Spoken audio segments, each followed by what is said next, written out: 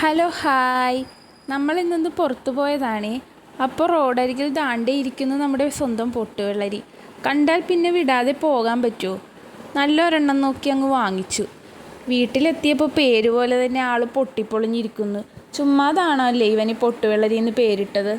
ഈ ചൂട് സമയമാകുമ്പോൾ ആൾ എല്ലാ കടയിലും എത്തിയിട്ടുണ്ടാവും. ഇത് കാണാത്ത മലയാളികളും ഉണ്ടെന്ന് തോന്നുന്നു കേട്ടോ. നമുക്ക് ഈ ആലപ്പുഴ എറണാകുളം സൈഡിലൊക്കെ ഇത് ഒരുപാട് ലഭിക്കും. ഇത് കഴിക്കാത്തവരും ഉണ്ടെന്ന് ഞാനൊരു വീഡിയോയിൽ കണ്ടപ്പോഴാണ് എനിക്ക് മനസ്സിലായത്.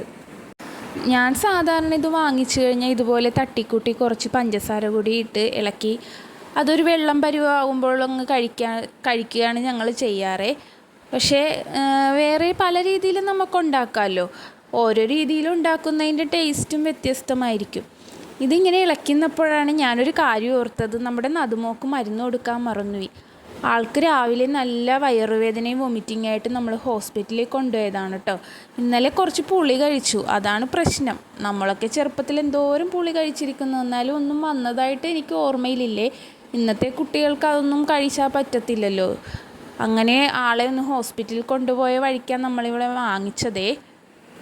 അങ്ങനെ തട്ടിക്കൂട്ടി കുറച്ച് ഐസ് ക്യൂബൊക്കെ ഇട്ട് അവനങ്ങ് ഗ്ലാസ്സിലേക്ക് ഒഴിച്ച് സെറ്റാക്കി. എല്ലാവരും കൂടി അതങ്ങ് കഴിച്ചേ. നടുമോക്ക് കൊടുത്തില്ല കേട്ടോ, ആൾക്ക് പാടില്ലാത്തത് കൊണ്ട് വേണ്ടെന്ന് പറഞ്ഞു. നിക്കമ്മക്ക് കൊടുത്തു, അവൾ ആദ്യമായിട്ടാണ് കഴിക്കുന്നത്. ഇഷ്ടപ്പെട്ട എന്തെങ്കിലും കഴിച്ചു കഴിഞ്ഞാൽ അമ്മേ സൂപ്പറാണെന്നും പറഞ്ഞ ആളിങ്ങനെ ഒരു ആക്ഷൻ കാണിക്കും. അത് ഇവിടെയും കാണിച്ചു ആൾ. അപ്പോൾ കഴിക്കാത്തവരൊക്കെ വാങ്ങിച്ചു